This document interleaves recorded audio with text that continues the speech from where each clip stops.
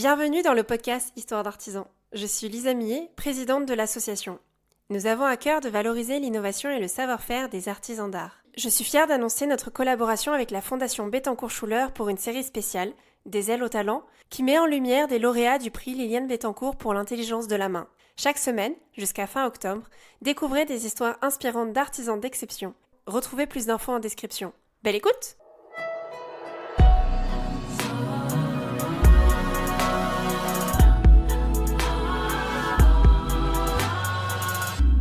Des ailes au talent.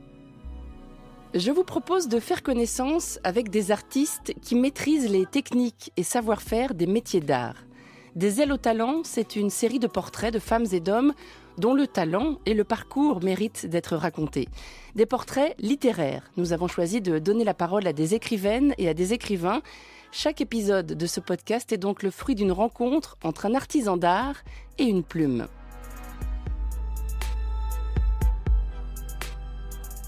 L'autrice que vous allez entendre dans cet épisode, c'est Léna Gare. Elle tire le portrait de la brodeuse Aurélie Lanoiselet. Vous écoutez la 3e saison des ailes au talent. Soyez les bienvenus.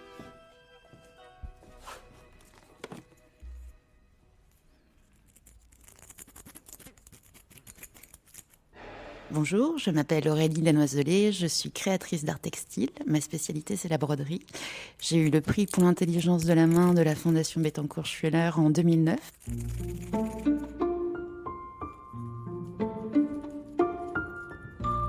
Aurélie Lanoiselet est un havre de poésie intranquille.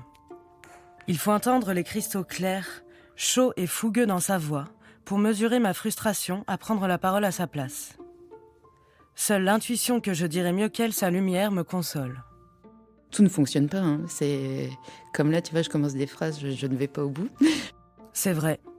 Dans la puissance de son timbre sibyllin, il y a aussi tout un tas de délicats accros, de petites pierres qui viennent parfois heurter le cours de ses mots. Aurélie s'emballe, fourmille, hésite, se contredit, s'excuse, rit, clarifie, convoque des images, des signifiances. Son bouillonnement permanent ressemble à une mission. Là, on peut se dire, les fumées partent en s'envolant. Moi, je l'entends entre le sang SANG et les volants. Et ça me raccroche en fait à me dire que finalement, c'est comme si tu ouvres une boîte où tu découvres une robe qui ne sera plus jamais portée. Le fil et l'aiguille arrivent sur son chemin à l'âge de 18 ans par ce qu'elle qualifie de hasard. À l'école d'art appliqué du Perret, une styliste de passage la repère et lui demande de réaliser des aquarelles destinées à être traduites en broderie pour une collection de linge de maison. Mais lorsque les pièces sont livrées, c'est la douche froide. L'aquarelle, c'est un truc très léger, diaphane. Et les broderies qu'on a reçues, en fait, avec ces dessins, elles étaient lourdes, horribles. Enfermées, cerclées de noir.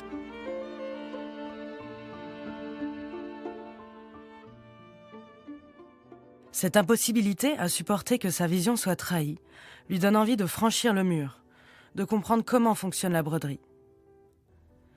Elle qui aime pourtant travailler vite, en grand, découvre un geste extrêmement dur, laborieux, ingrat, comme un non-choix, comme on part en pénitence.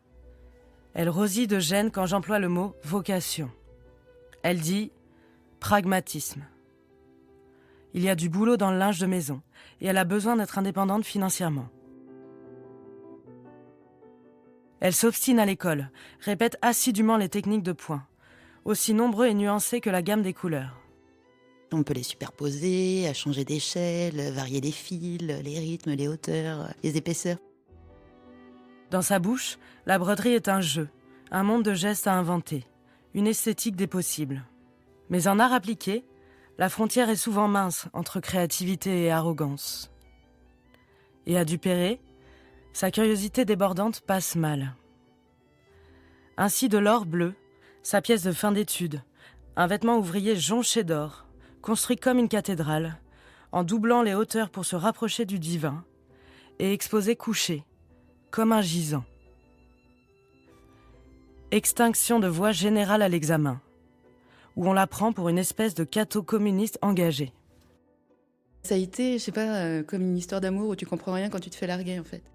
La maison Carven, elle, ne s'y trompe pas, lui demande de décliner son modèle pour 2 pièces de défilé la saison suivante. Aurélie dit être devenue indépendante comme ça, par manque de temps pour se poser la question. Le hasard encore, alors que tout chez cette femme montre qu'elle n'aurait jamais supporté d'obéir à quiconque. Sa carrière dans la haute couture démarre vite et fort. Les plus grandes maisons se murmurent son nom. Balmain, Givenchy, Dior, Christian Lacroix, Schiaparelli, Valentino. Aurélie aime l'idée de concevoir un ouvrage infaillible. Et voilà, c'est tout. Le mot luxe, ou même prestige d'ailleurs, serait grossier dans sa bouche. Aurélie, elle, parle de révélation pour l'indigo par exemple, ou de son émotion inaltérable à caresser de la mousseline de soie. Son book est une collection de centaines d'échantillons de matières brodées, qu'elle nomme ses expérimentations personnelles. Cet acharné de travail peut passer 350 heures sur un modèle, encaisser sans broncher les volte-face des stylistes. Aux artisans, la virtuosité technique, aux créateurs, la responsabilité esthétique. La forme, c'est pas ça qui m'intéresse, c'est la matière et c'est ça qui est génial. Aurélie a viscéralement besoin de creuser, tester, agglomérer, coudre, découper, transformer la substance. Tout est subliminal chez elle, jusqu'à la brume dans son regard doux. Elle voit en chaque tissu l'âme d'un potentiel textile. Alors évidemment, après 10 ans de loyaux services pour la haute couture, elle s'use, trépigne, tente l'ailleurs, le Grand Nord canadien, où naissent ses enfants. Mais elle n'est faite ni pour la vie à domicile, ni pour le froid, ni pour les grands espaces vides. Cap sur la Belgique, où elle investit le numéro 17 de Zaventem Atelier, une friche industrielle réunissant artisans du cuir, du verre, du bois, du bronze, de la terre crue, du papier peint ou du sel. Ce joyeux laboratoire est une véritable bouffée d'oxygène. Quand on se frotte en tant qu'humain, on se découvre des points de porosité et en fait ça donne envie de faire d'autres choses. Elle adapte sa technique à une multitude de nouveaux terrains de jeu. La maroquinerie, le design, la photo, l'ardoise, les luminaires, la tapisserie, les bijoux. Elle progresse au dialogue, à l'intuition, en cédant des trésors conservés dans ses précieuses malles. J'ai toujours eu tendance à ramasser tout ce que je trouvais. Comme la pipe, tu sais, qui est attirée par ce qui brille. ou tiens, voilà, un objet abandonné qui a toujours eu une petite histoire, en fait. Ouais. Aurélie fait confiance à l'absolu de son geste, s'abandonne à son inépuisable quête de sublimation. Elle commence des choses, fait fausse route, mais trouve un truc intéressant. Donc elle recommence autrement, elle recommence mieux. Elle ne pose son aiguille que lorsqu'elle est convaincue d'avoir enfin atteint la justesse visuelle. Dans ses mains, un tube à aérosol devient un hippocampe. Un sac poubelle, un fil de lurex. Des papiers de bonbons, des sequins. On ne sait jamais quand on commence, quand est-ce qu'on va dire là, ça y est, c'est terminé. Mais c'est quand tout fonctionne, en fait, au niveau de l'œil, du toucher, de ce que tu as voulu dire. Ça, c'est le côté... là, tu le vois, quoi. Aurélie se qualifie volontiers d'obsessionnelle, aime les échanges préliminaires à une collaboration, mais plus encore le silence et la solitude. Une manière d'être toujours d'accord avec elle-même. Elle confesse une préférence pour les tissus souples, en veut parfois au cuir et à sa rudesse. Elle rampe dans les sensations, cherche au toucher les points d'entrée, tâtonne dans les épaisseurs, s'abîme souvent le bout des doigts qu'elle ne peut pas protéger. Aucun projet ne se ressemble, et rien ne la réjouit plus que d'inventer des solutions connues d'elle seule. Moi, j'aime bien les accidents, en fait. Je me sers souvent des accidents comme du petit supplément d'âme. Ah, les accidents. Ce désir très profond et très beau de réparation parcourt toute l'œuvre d'Aurélie. Les titres de ses œuvres sont des univers de consolation tissulaire à eux seuls. Mes perles me tâchent, mémoire vive, ceux qu'il nous reste, merveilleux d'après nature, Ophir, maman. Entre oui et presque oui, il y a tout un monde. C'est drôle parce qu'en te faisant la liste, là je me suis dit que j'avais peut-être besoin d'une psychanalyse. Quand je m'aventure à creuser le symbole, à évoquer la polysémie du mot tissu, familial, social, elle admet pudiquement qu'il y a sans doute beaucoup à comprendre de son travail en allant fouiller les sous-couches. Bien sûr, dédier sa vie à tenter de rassembler des tissus disjoints ne peut pas dire autre chose que le choix du combat. Et c'est au contact du public qu'elle s'aperçoit enfin du potentiel subversif de son geste. Depuis 2018, elle montre ses pièces lors d'open workshops à Zaventem Atelier et découvre avec une circonspection amusée les réactions ambiguës suscitées par ses créations. Le Léviathan, par exemple. Une robe blanche grouillante et vertigineuse, magnétique et terrifiante, juchée sur un buste d'enfant. Certains visiteurs sont très mal à l'aise devant ce corps infantile soudain désirable. C'est l'intention. D'autres y voient une somptueuse robe de baptême. Il y a des gens qui vont aller au-delà du cliché ou du truc, ou qui vont essayer de comprendre. Il y en a qui vont pas chercher. Et tant mieux. En fait, ça fait un peu le ménage. Aurélie s'agace pour la forme, mais au fond, l'innocence présumée de son art est son plus précieux pouvoir, sa justice secrète, son cheval de Troie.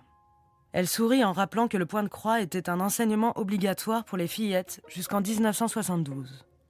De là, probablement, l'imaginaire coquet et docile qui auréole aujourd'hui encore la broderie, souvent associée aux fleurs, aux chatons et aux alphabets. Elle se délecte de jouer de ses préjugés misogynes et condescendants pour attirer les regards vers un discours beaucoup plus engagé. Le fil, là, l'aiguille, c'est une épée pour moi. Et une toute petite épée, donc, qui essaye de transpercer la matière. S'il faut des paillettes et de la dentelle pour que les gens s'approchent, eh bien tant mieux, très bien. Elle maîtrise et mise sur l'irréprochable résistance de son travail pour faire jaillir les véritables questionnements. Mais elle va bien la dentelle en fait. Elle est super solide et elle est bien accrochée et il n'y a pas de problème. Et oui, quand on atteint la moelle de son œuvre, il reste ça, évidemment. La permanence de la matière en réponse à l'éphémère du corps sur terre.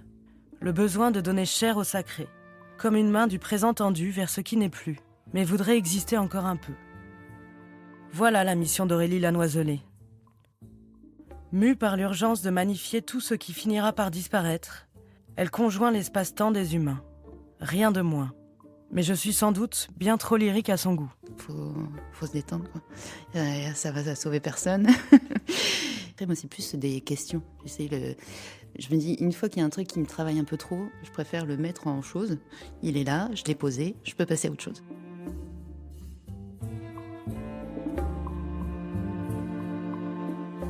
C'était le portrait de la brodeuse Aurélie Lanoiselet, un texte écrit et lu par Léna Gare.